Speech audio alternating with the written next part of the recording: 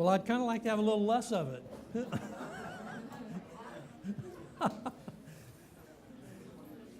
Welcome back. How are we doing so far? We've spent about an hour or so in the first session. You doing okay? Okay. Sort of like Jesus asking the disciples, have you understood all these things? And they said, yea, Lord.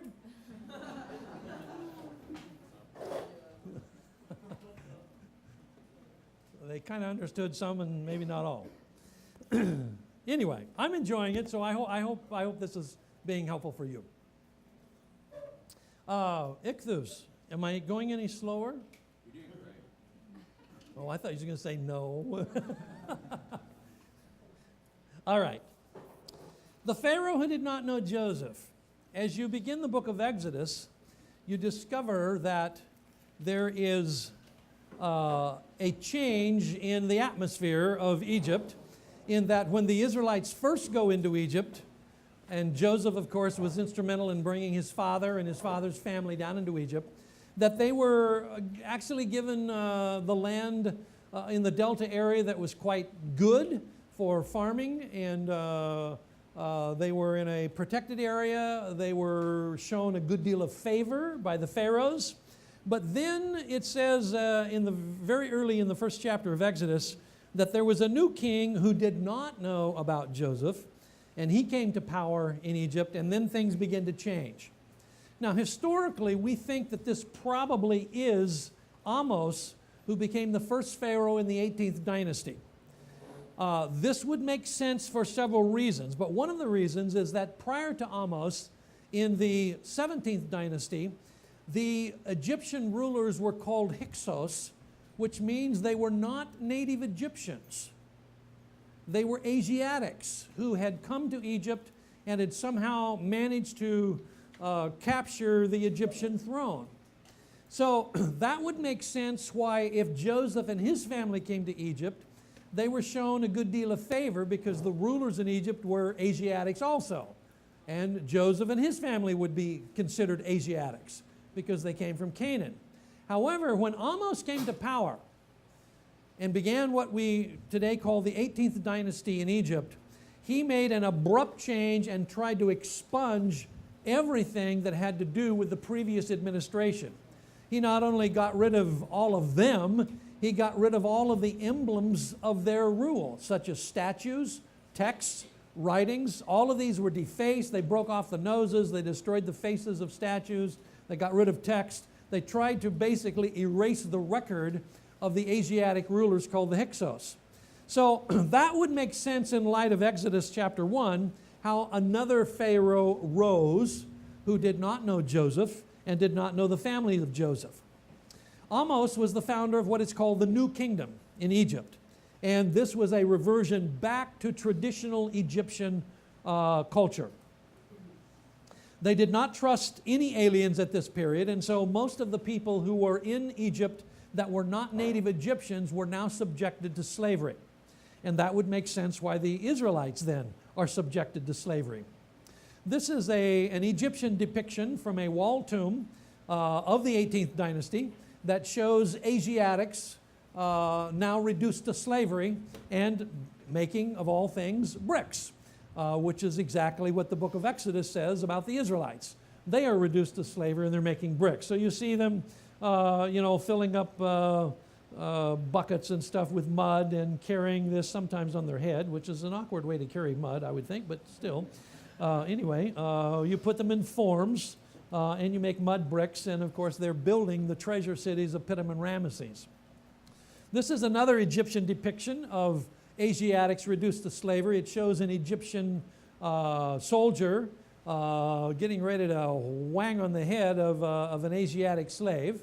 So this was, again, part of their art depiction. Here is a giant effigy of Ramses II, who is in the 19th dynasty. This is the Ramses which is going to come up in like movies, Joseph, Prince of Egypt, or something like that. The general conclusion of most scholars is that Ramses II is the Pharaoh of the Exodus.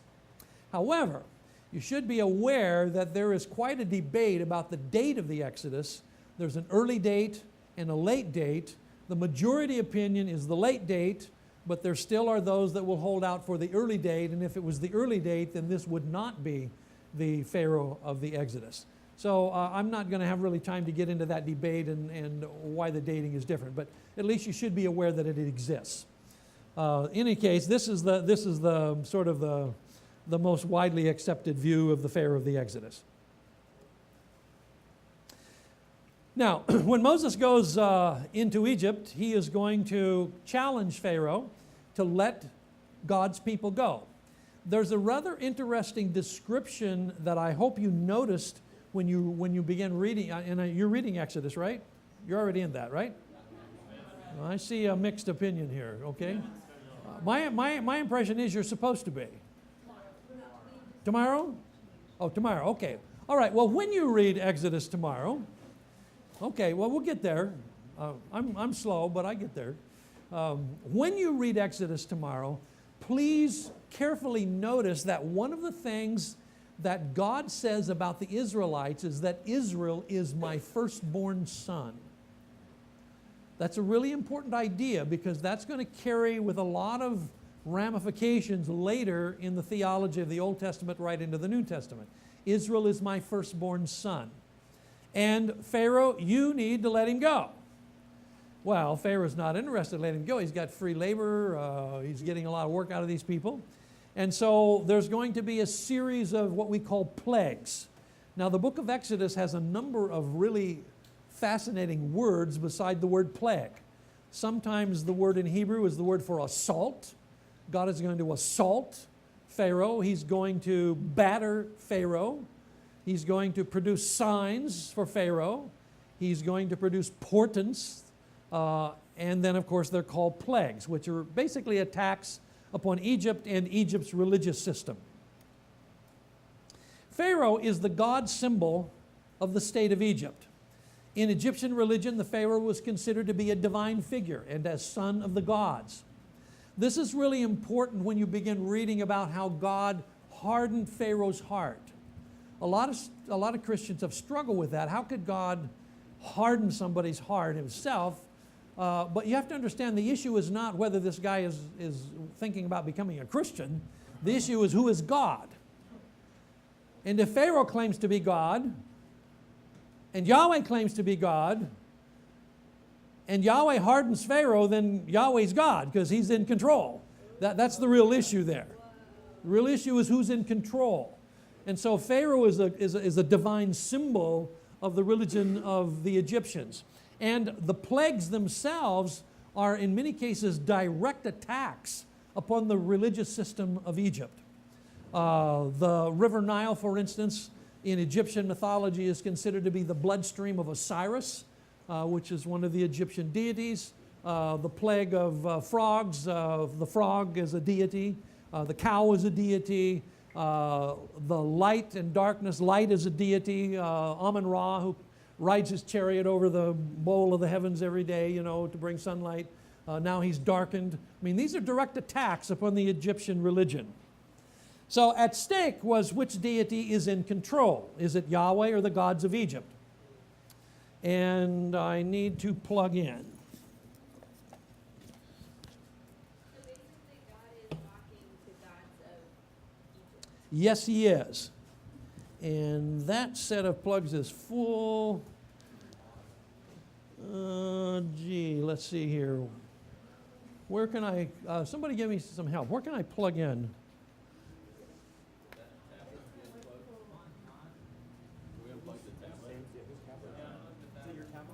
That's not my tablet. That was there this morning when I got here.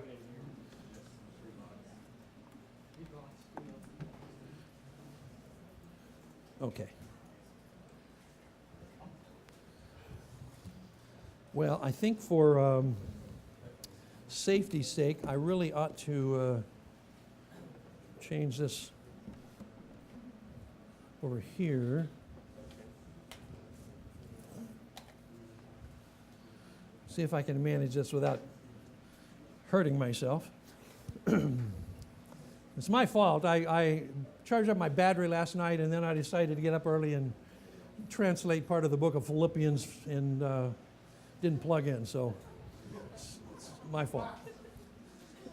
Anyway.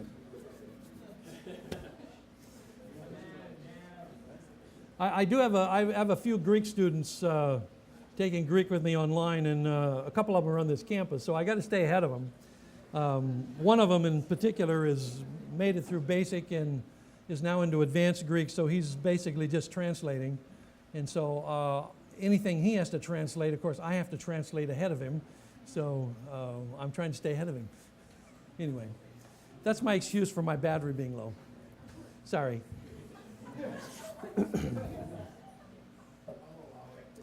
Okay, as long as I can get along with you, that's good. Thank you. So, the Egyptians worshiped various kinds of deities connected with the river, frogs, the sky, bulls, cows, the sun, all that kind of thing, the realm of the dead. This is one of them, actually, quite a lovely looking cow goddess. This is Hathor, the goddess of Egyptian miners, has cow ears. Kind of a flat face, but you know.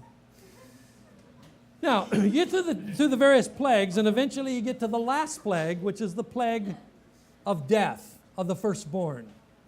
Only those who had blood smeared on the doorposts of their homes and the door frames were to be spared. This, of course, becomes a very significant issue with respect to the Passover and eventually to the sacrifice of Jesus, who is our Passover. But this is the first Passover. And so the blood is smeared on the doorposts and the lintels, the blood of a lamb. And then death would take all of the firstborn throughout the land of Egypt. Ever after this, the Israelites would then dedicate their firstborn sons to the Lord as a memory of this event. Even Jesus was dedicated by his parents in memory of this event 40 days after his birth. So the Passover becomes this very important symbol of redemption for the Israelites. They are protected from death by the blood of the Lamb. They are now set free to leave the land of bondage, and they will go to the land that God has a plan for them. So, the cross of Jesus is the great redemption event in the New Testament.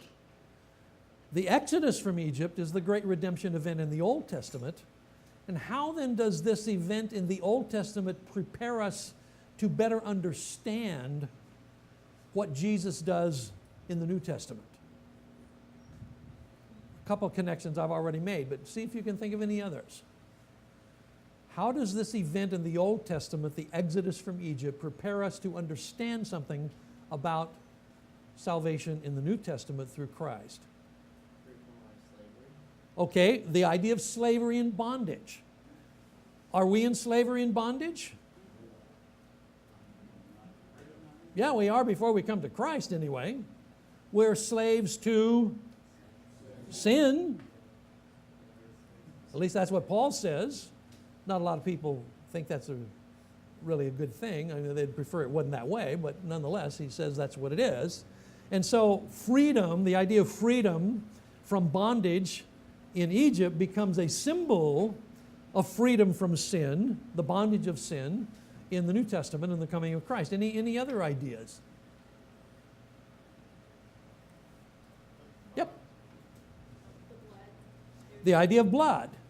Blood is going to be a really important thing. And next week, when your lecturer is going to talk about Leviticus, he's going to spend some significant time talking about the meaning of blood. I won't try to do that because I know already what he's going to do. And the reason I know that is because it's my son. You're going to get two of us in a row. And by that time, maybe you'll want to go home. I don't know. But Leviticus is really his home territory. And he's going to talk about the meaning of blood and the meaning of blood as a symbol of life and so on. Yeah, Steve.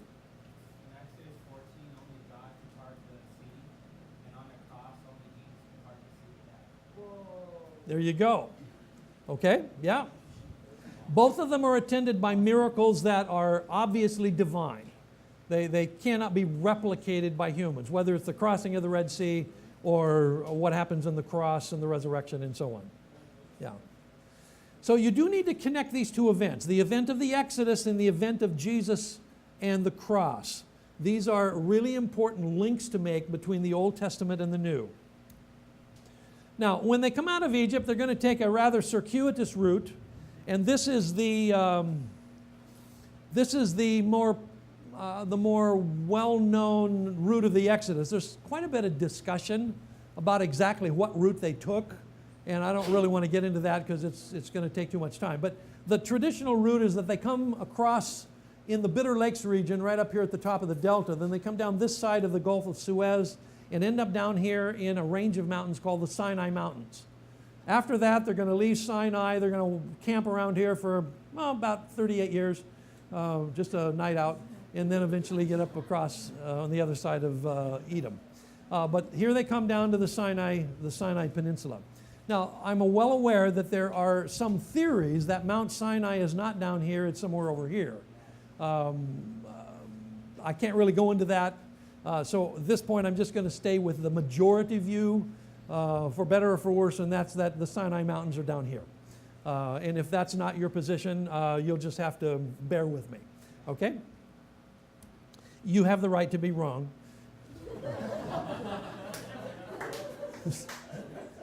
Sorry, I'm just kidding.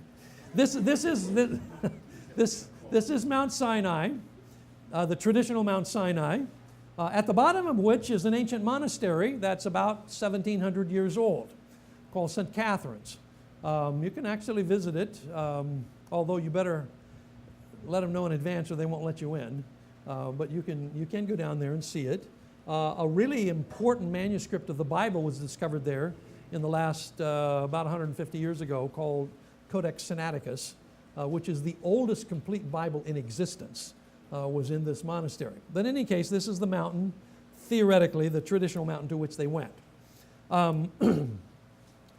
So St. Catherine's has been down there since the 300s. This is what the books of the Torah call the mountain of God. The book of Exodus calls this the mountain of God. And this is where God would give to Moses the Decalogue, or what we popularly call the 10 Commandments. In Hebrew, it just simply says the 10 words. But the term word sort of doubles for commandment. Now, I want to say a little bit about law in the ancient Near East, because we have a number of law codes that have been discovered from the ancient Near East. There's the law code of Hammurabi. Anybody been to the Louvre in Paris? Have you seen the Code of Hammurabi? No, you went to look at Leonardo's painting of the little tiny painting of the woman's face, right? Yeah, right. Which is usually a bit of a disappointment. Most people, wow, that little thing got all that attention? Anyway, but if you can pull yourself away from the Mona Lisa and get over to the ancient Near Eastern section, you will find a pillar about this tall in basalt stone, which is called Hammurabi's Law Code. And it is one of the most ancient law codes in the world. Many of the commandments of which are very, very similar to what you find in the law of Moses. So there's going to be, again, some interaction between ancient Near Eastern law in general and the law code that you find in the books of Exodus, Leviticus, Numbers, and Deuteronomy. Most of those law codes are filled with what we call case laws. Now, there are more than one kind of law, but a case law is a law that starts with, if this is the situation, then this is the response. Or if you do this, then this is what will happen to you. So case laws will be something like, if you have a goring bull who attacks people, and he gets loose and he attacks someone, then you will pay such and such a fine for the goring bull. On the other hand, if you have a bull that gores and you know this in advance and you do not pin him up properly and he gores someone, then you will be executed. This is part of Hammurabi's code. Okay, these are if laws. If this is the situation, then this is the response that you do. Many of the laws in the books of Exodus, Leviticus, Numbers, and Deuteronomy are case laws like that. If this is the case, then this is the way it will pan out. However, the law of Moses also not only has case laws, it has a lot of what are called apodictic laws. Now, an apodictic law is not a situational law. It is an absolute law. And it begins with words like, you shall not. See, that's not a situational thing. That's absolute. You shall not, or you shall, whatever it happens to be.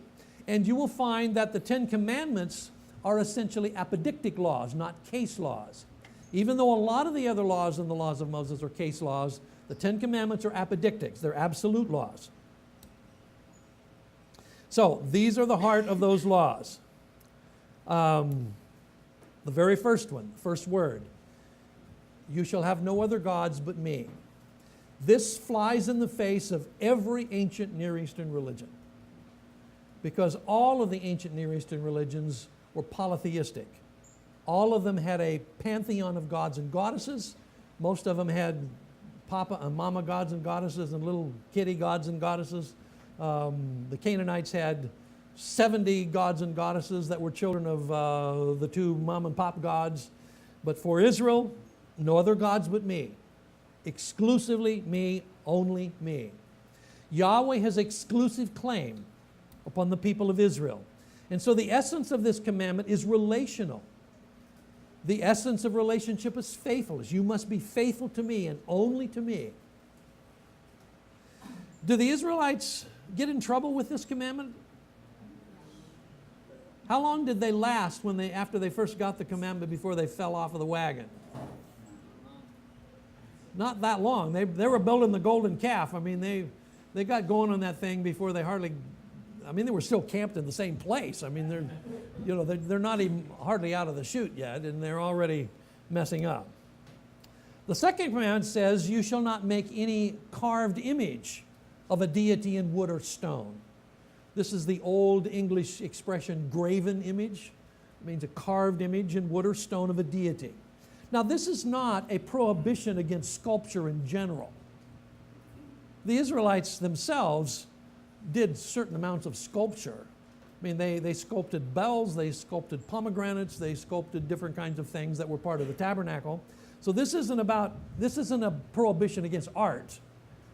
This is a prohibition against idolatry, okay, of using a carved image to represent God. Yahweh is not like any created thing, and so you must preserve His mystery. Virtually all of the gods and goddesses in the ancient world were gods and goddesses that were represented by images, but not Yahweh. Yahweh has no image. He is not represented by an image, and His mystery must be preserved. Even when they build the tabernacle and they put the Ark of the Covenant in the tabernacle, there still is no image of God. His glory comes in, but there's no visible image of God. Virtually all of the other ancient Near Easterns, of course, were idolatrous. And so the character of Yahweh is that His mercy, and this is stated in connection with this, His mercy is greater than His capacity for punishment. This is in the language that He shows mercy to thousands, even though He will carry out punishment only to a limited extent. Now, I may get into trouble here with this, but I'm going to take my chances, and maybe they'll withhold my meal at lunch or something. But I hear a lot of discussion from time to time about the idea that God punishes the children to the third and fourth generation as though this were some sort of an ironclad, I don't know, principle or law. And I'd like to suggest an alternative to that idea. And that is that the statement that God punishes children of the third and fourth generation stands alongside the statement that His mercy is shown to 1,000 generations. This is a comparative statement, not an absolute statement. So it's not a matter of counting up the generations. Okay, my great-grandfather did this, so if I can get past that, I'm going to get out of it, you know. It's not really that sort of thing. It's rather that God's mercy is proportionally huge in comparison with his capacity for judgment. Because he is a merciful God. He's not a vengeful God. He's a merciful God. And I think that the language of third and fourth generation is idiomatic language rather than the language of legalism. So I don't know if you can buy that or not, but I'm going to offer that as a suggestion to consider anyway about this language that is used in this particular commandment. The third commandment bans the abuse of God's name. So how would people use God's name in a bad way? How would you misuse God's name in the ancient world? When do you use God's name in the ancient world? All right. One of them is in swearing, in making oaths, oath-taking. In fact, the familiar oath that you find many times in the Old Testament is "as Yahweh lives." Does that ring a bell? Well, maybe this one from the book of Ruth. May God do to me, and even more besides, if I don't follow through with what I say I'm going to do. These are oaths. These are oath-taking statements that use the name of God. Basically, it invites God to destroy me if I don't keep my word. Okay, that's the language of oath-taking. So if you do that flippantly, if you just use God's name to take oaths to convince other people of something without being serious about your relationship with God, then you are misusing his name. Okay? Does that make sense? What is another way in which you might use the name of God?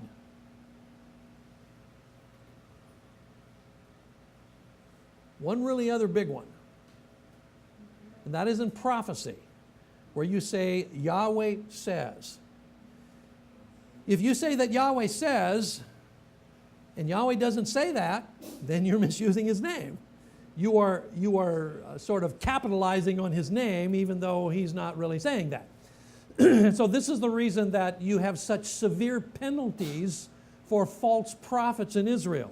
What is the penalty for false prophets in Israel? Stoning to death. So it's a serious issue. So the two major ways in which you would misuse the name of God is in oath-taking and in prophecy, where both places you use the name Yahweh to validate what you're saying. So don't do that. Don't misuse the name of God. Now, it doesn't say that you can't take oaths or you can't prophesy. I'm not suggesting that. Obviously, there were true prophets. But nonetheless, this is an area of concern. The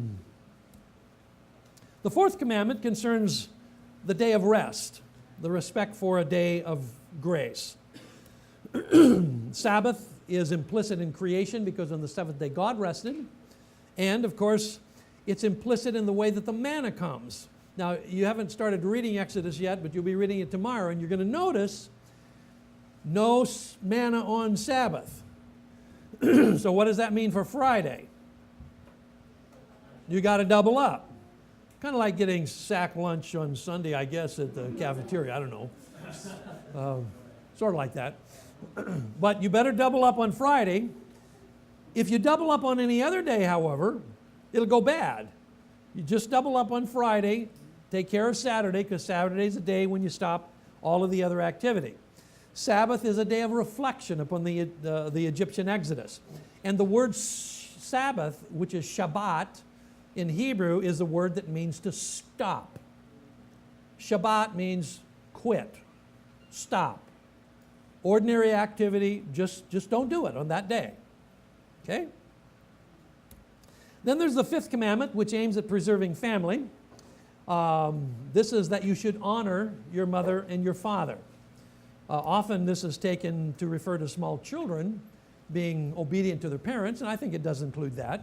But in the teachings of Jesus in Mark 7, he extends that to your aged parents. And he says, you are nullifying the Word of God because you won't take care of your parents. And the money that you were supposed to use to take care of your parents, you're giving it into the offering and saying, well, I've given to God, now I don't have to worry about my parents either. You're double dipping. You're trying to kill two birds with one stone, and you're being dishonest in that. So this commandment on honoring your mother and father is not just about parents with little children, it's also about adults who have aged parents. And since I am quickly becoming an aged parent, I wanted to underscore that this other level is important. You can send your tithes and offerings to my address. I'm just kidding. To dishonor your parents, however, is to dishonor God Himself, who is your Father in heaven. How much has the whole idea of respect eroded in contemporary Western culture? I think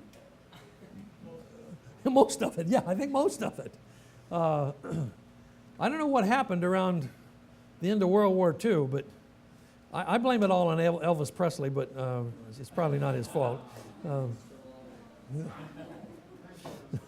I'm that's tongue in cheek, but something around the close of the Second World War began a significant shift in Western culture, and respect is one of the things that has pretty much gone by the wayside.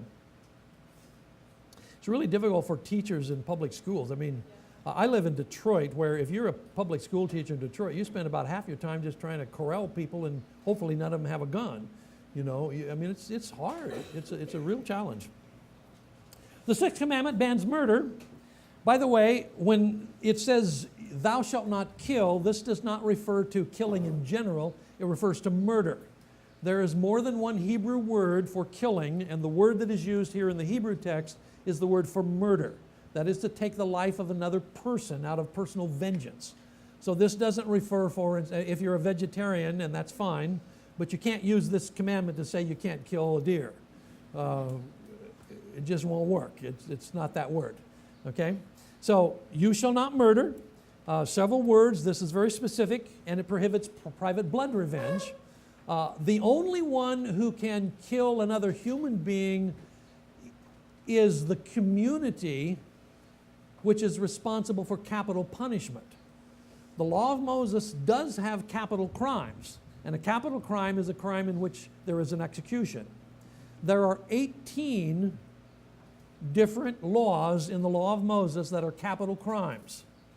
So, but you can't do that personally. That has to be done by the community, by a justice, by a judge, by a village, by the elders, by something like that. So it's a larger frame of reference than an individual. All right, let me ask you a question. What do you think about the rather loose way that Christians sometimes use expressions like Lord or oh my God or stuff like that? Do you think that has anything to do with these commandments?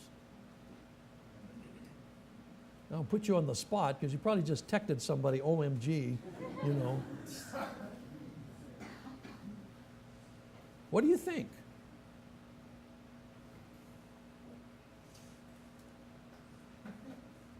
Should you be doing that?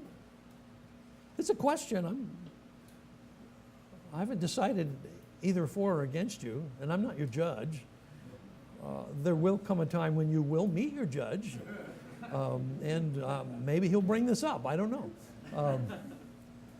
Any thoughts other than mea culpa? Yeah, it's a lot like that. Well, I would suggest it's something you might want to think about.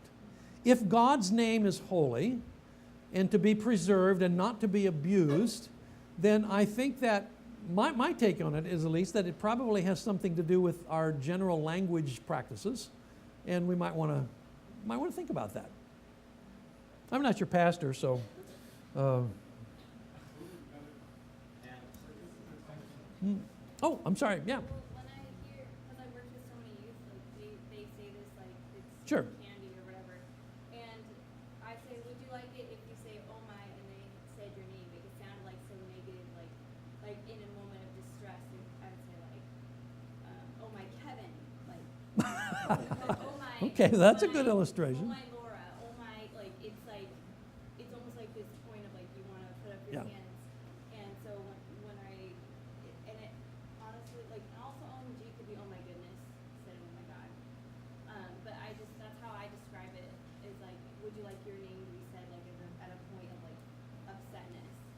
don't Okay. like it when my parents say, lease, or they have this certain tone to it when they're Sure. frustrated. Yeah.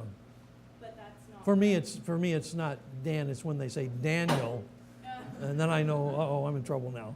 So that's the only thing I think about it is, Yeah. is the way it's said. Sure. Like oh my, like that's like goodness, like yeah, like there can be so many inflections and differences in the way it's said. But I just say if I hear people like if I hear Yeah. people say like oh my god, like what are you upset about? Can you use something else? Like Yeah. My general impression that people who use the term "Oh my God" are not in prayer. I don't know if that's your impression, but that's my impression. Yeah. Yeah. Yeah, well, I think it goes with like our generation is moving away from a respectful and Yeah. like an honor. Like if you look at the Jews, how they view the Yeah. name of God. If you were to write like the Hebrew name of the capital L Lord on that whiteboard, Yeah. they would never erase it and preserve it for eternity and walk away. Like they'll never erase it. Like there's a reverence to the name Yeah. of God that we don't have. Yeah. There's a clause in one of Paul's letters in which he describes the general culture of the world and says there is no fear of God in their eyes, which I think is speaking to kind of the same thing. There's no fear of God in their eyes. Well, I don't want to beat it to death, but I thought I would at least offer some thought on it anyway. Yeah. I mean, I think it is true that the name of God is being overused, but I think also when people say, oh my God, oh Lord, or G, it's usually unintentional, and I think it shows how much of a hunger that everybody carries in their life, whether they know it or not. In instances where they're frustrated or not, they seek for divine being, they seek for Mhm. God, so it explains for the hunger that everybody carries in their life, whether they realize it or not. And I think it's our job to make them realize what they're actually seeking for. Because when you Okay. say, oh God, oh Lord, it is followed by something else that people express a lot of times, which is, oh Lord, why is this happening? Oh God, why are you allowing this to happen in my life? Or, oh God, this is great. It's asking for God's opinion and His divine view of perspective. And most of the times, people don't realize it, and the enemy has played into our lives so that we just say this and forget about it. Yeah. And I think it's our job to let people realize what this question actually is. So it's a little bit like Paul, who says, I found this inscription to the unknown God. Let me tell you about him. Something along those lines, yeah. Well, I think in the culture at large, you're right that most people use this expression are unintentionally using it. I'm a little more concerned when believers are careless with their language about God. Anyway, I encourage you to think about it. Well, let's go to the seventh commandment, the sanctity of marriage. You shall not commit adultery. Back in the 1700s, there was an edition of the King James Bible that was printed and was actually distributed in England, in which the translators inadvertently forgot to put in the word not in this commandment. It gained the nickname of the Bad Bible because it said, thou shalt commit adultery. And a lot of people felt a great freedom out of that commandment. That was fairly quickly corrected. But we still have a few copies of it that have lasted for the last 200-300 years. It's just an interesting curiosity. But like murder, adultery is a capital offense in Israel. This is an executable crime. To cheat. It represented defiance against God, who unites the man and the woman in marriage. And it is a fundamental act of unfaithfulness. And it underlies all of the other sexual offenses that you're going to find in the book of Leviticus, which is going to include having sex with your aunt, having sex with your sister, having sex with an animal, having sex with the same gender as yourself. All of these things are based essentially on this same commandment, you shall not commit adultery, which is sort of the basic one. The eighth commandment preserves the sanctity of personal ownership. You shall not steal. And interestingly enough, the word for steal in Hebrew includes the word kidnap. So it's broader than just what we would call petty theft. It would also include the stealing of other persons. And in the book of Amos, God is going to hold accountable nations who are involved in slave trading which is a type of kidnapping. The 9th and 10th commandments then, the 9th commandment concerns perjury. You shall not lie, but particularly you shall not lie against your neighbor, which sets it up into the legal system of a court scene. So this is against dishonesty in general, but in particular is against dishonesty in which your statement against another person might result in their death by execution if you perjure yourself in a court of law. So especially in capital cases, this would be tantamount to murder. And then there's the 10th commandment, that is, you shall not covet. This is the only one of the 10 commandments that cannot be detected simply by outside observance. All of the others, you can actually tell when someone does a graven image, you can tell when someone commits adultery, you can tell when someone murders, but coveting is an internal desire. And who adjudicates coveting? Only God. Only God can do that. This is why I think in the New Testament, Jesus confronts a young man and says, who says, what shall I do to inherit eternal life? And Jesus says, keep the commandments. Oh, I've done all that. Well, you know, he's talking about the ones that are observable. And so Jesus says, well, that's good. So sell everything you have and give it all away and come follow me. That's an internal issue. And that's sort of like this commandment. It concerns internal sin, not addressing crimes committed, but the root of crime, which is within the human heart. So if the 10 Commandments are the core of God's law to ancient Israel, do they have a relevance for modern people of faith?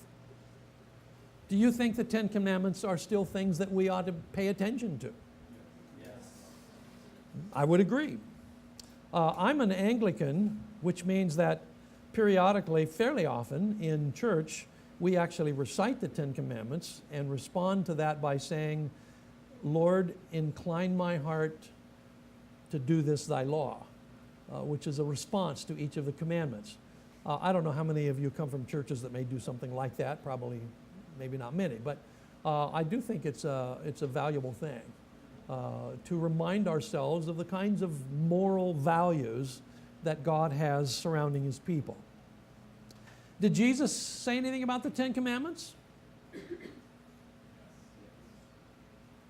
Okay, I'd agree, yes. Where? When the guy asked him what the most important ones are. Okay, what are the most important, and what did Jesus say? Love the Lord your God with all your heart, your soul, your mind, and your strength. And the second is very nearly as important, love your neighbor as yourself. Interestingly enough, neither of those are in the 10 Commandments, but they are commandments. But how about the 10? Does Jesus ever refer to those? Vicki? Yeah. You have heard it said you should murder, but I say, if you hate your brother, you're a murderer. Jesus immediately takes the external feature of the commandments and drives it deep into internal motives. You've heard it said, you shall not commit adultery, but I say to you that if you lust, you have already committed adultery in your heart. So Jesus sort of ramps up the 10 Commandments to a higher level than just what is the more obvious level of the commandments. So he certainly seems to think that they're still relevant. In fact, Jesus will say, nothing from the law will disappear until everything has come to its fulfillment. So he's not anti-Torah at all. Paul is going to do somewhat the same kind of thing. Now, I need to spend just a little bit of time talking about covenant, but we probably need to take another short break. Does that sound like a deal? Let's take a short break. Okay?